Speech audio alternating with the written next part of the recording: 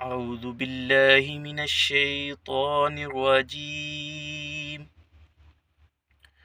بسم اللہ الرحمن الرحیم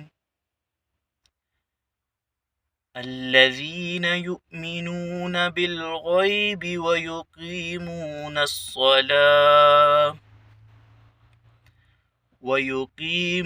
الصلاة ومما رزقناهم ينفقون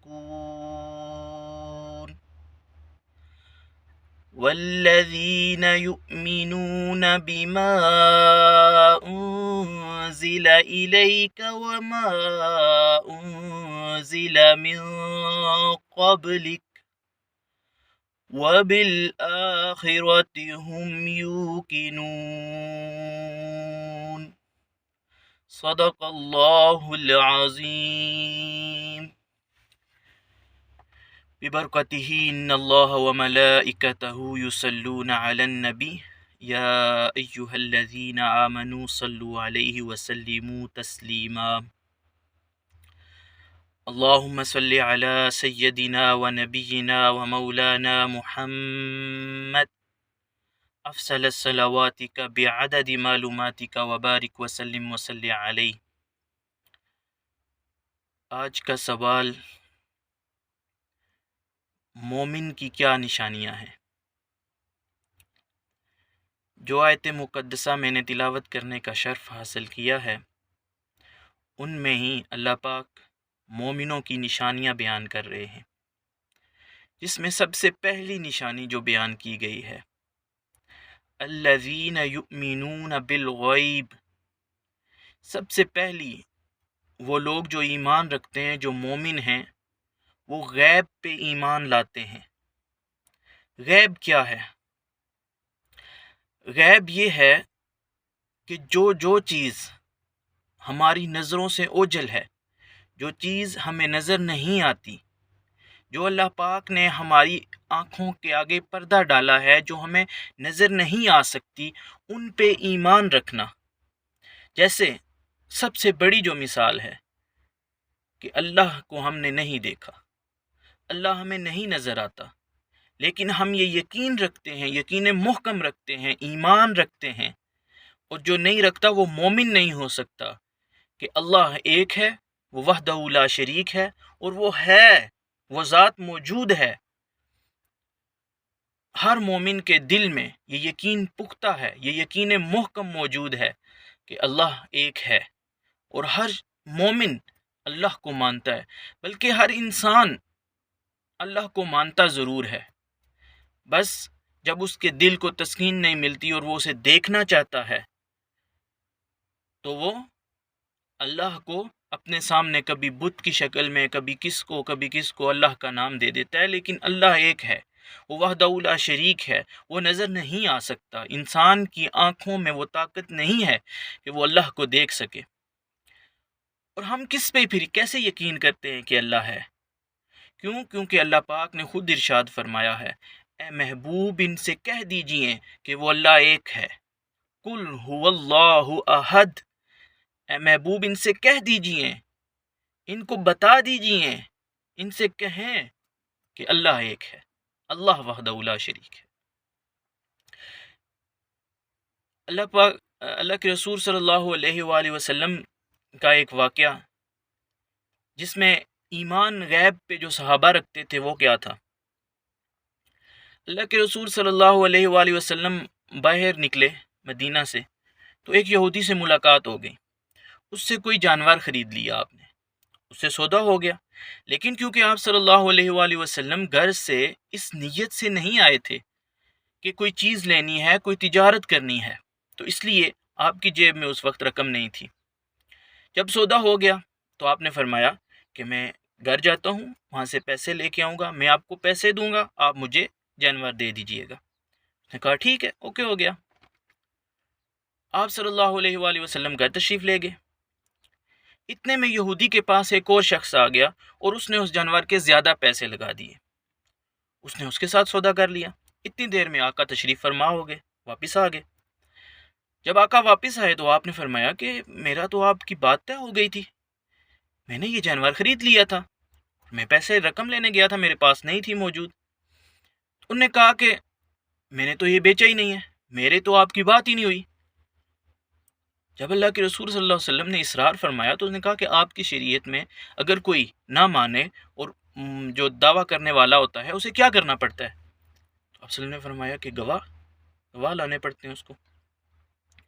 تو اس شخص کو یہ پتا تھا کہ اللہ کے رسول صلی اللہ علیہ وآلہ وسلم اور میرے درمیان جب یہ بات ہوئی تھی تو اس وقت ہمیں دیکھنے والا کوئی بھی نہیں تھا۔ آقا دو جہاں صلی اللہ علیہ وآلہ وسلم نے جب خاموش ہوئے تو ایک صحابی کھڑے ہو گئے، فرمایا یا رسول اللہ صلی اللہ علیہ وآلہ وسلم، میں گواہی دیتا ہوں کہ آپ جو کہہ رہے ہیں وہ سچ ہے، آپ نے یہ جانور خریدا ہے۔ بات طے ہو گئی، آپ نے جانور لے لیا۔ جب سارے لوگ ادھر ادھر چلے گئے تو آپ نے اس صحابی کو بلایا اور پوچھا کہ آپ تو وہاں موجود ہی نہیں تھے، آپ نے تو دیکھا ہی نہیں ہے، تو پھر کیسے بتا دیا؟ تو ان صحابی نے فرمایا یا رسول اللہ صلی اللہ علیہ وآلہ وسلم، دنیا کی سب سے بڑی غیب جس کو ہم نے کبھی نہیں دیکھا، ہم نے نہ سنا، نہ ہم اس کو محسوس کر سکتے ہیں، وہ رب کی ذات ہے، وہ اللہ وحدہ لا شریک ہے۔ آپ کے کہنے پہ اس کو واحد مان لیا ہے، تو یہ جانوروں کے سودے کیا چیزیں ہیں؟ ہم نے آپ کے کہنے پہ فرشتوں کو مان لیا، آپ کے کہنے پہ تمام انبیاء کو مان لیا، آپ کے کہنے پہ رب کو رب مان لیا، آپ کے کہنے پہ اللہ کو اللہ مان لیا، آپ کے کہنے پہ اس کو وحدہ لا شریک مان لیا، تو اس سے بڑھ کے یہ عام چیزیں دنیاوی کیا ہو سکتی ہیں؟ تو اس کے بعد پھر ان صحابی کو جہاں ایک صحابہ کی ضرورت ہوتی تھی، ان کی دو صحابہ کی جگہ گواہی ہو جایا کرتی تھی، وہ اکیلے دو گواہوں کے برابر ہو گئے تھے۔ تو یہ ہے غیب پہ ایمان۔ سب سے پہلی جو نشانی ہے مومن کی کہ وہ غیب پہ ایمان لاتا ہے، الذین یؤمنون بالغیب، وہ غیب پہ ایمان رکھتا ہے۔ اور دوسری نشانی وَيُقِيمُونَ الصَّلَاةَ، کہ مومن کی یہ نشانی ہے کہ وہ مومن نہیں ہو سکتا جو یہ دعویٰ تو کرے، غیب پہ ایمان تو رکھے، کلمہ تو پڑھے، لیکن حکم نہ مانے۔ تو سب سے پہلے ایمان لاتے ہی تھوڑی دیر بعد ہی، اگر کسی نے دن کو ایمان لایا تو ظہر کی نماز کا ٹائم ہو جائے گا، رات کو ایمان لایا سویا اور صبح نماز فجر ہو جائے گی، اگر مغرب کے ٹائم لایا تو عشاء کی نماز آ جائے گی۔ تو سب سے پہلے جو ایمان لانے کے بعد حکم صادر ہوتا ہے، اس کے حکم نافذ ہوتا ہے، اس کو وہ حکم پورا کرنا ہوتا ہے، وہ ہے نماز۔ اگر وہ پہلا ہی حکم جھٹلا دے گا تو اس کا مطلب وہ مومن نہیں ہے، وہ مسلمان ہوا ہی نہیں ہے۔ کیوں؟ کیونکہ اس کا دعویٰ جو ہے وہ یہ کہتا ہے کہ میں اللہ کو وحدہ لا شریک مانتا ہوں، اس کے رسول کو محمد صلی اللہ علیہ وسلم کو اس کا رسول اور بندہ مانتا ہوں۔ جب ان کے کہنے پہ وہ ایمان تو لے آیا لیکن ان کی بات ہی نہیں مان رہا، ان کا حکم ہی نہیں مان رہا، تو اس کا مطلب اس کی جو وہ دعویٰ ہے وہ جھوٹا ہے۔ تو سب سے پہلے جو حکم اور جو عمل ضروری ہے ایمان لانے کے بعد، سب سے پہلا عمل وہ نماز ہے۔ اگر ہم نماز میں کوتاہی کرتے ہیں تو ہم مومن نہیں ہو سکتے، مسلمان نہیں ہو سکتے۔ نماز فرض اول ہے، نماز پڑھنا بہت ضروری ہے، اور یہ 5 وقت اپنے رب کے حضور پیش ہونا یہ ثابت کرتا ہے کہ ہم اسی کو خالق مانتے ہیں، ہم اسی کو مالک مانتے ہیں، اس کو وحدہ لا شریک مانتے ہیں، اس کو حاکم مانتے ہیں۔ اگر ہم کسی کا حکم مانتے ہیں تو اس کا، اگر کسی کے سامنے پیشانی جھکاتے ہیں تو اس کے سامنے، اگر کسی کے سامنے ماتھا زمین پہ رکھ دیتے ہیں تو وہ صرف اس وحدہ لا شریک کے سامنے۔ ہم کسی کے سامنے کھڑے نہیں ہوتے، کسی کے سامنے جھکتے نہیں، کسی کے سامنے سجدہ ریز نہیں ہوتے۔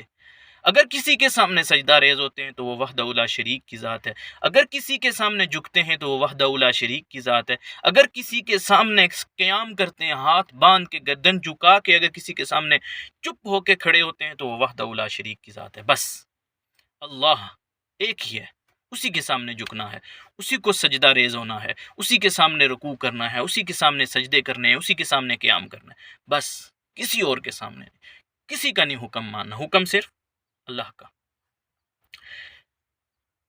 وَيُقِيمُونَ الصَّلَاةَ، اور تیسری بات وَمِمَّا رَزَقْنَاهُمْ يُنْفِقُونَ، اللہ پاک نے ارشاد فرمایا ہے کہ تیسری مومن کی یہ نشانی ہے کہ جو میں اس کو رزق دیتا ہوں وہ اس میں سے خرچ کرتا ہے۔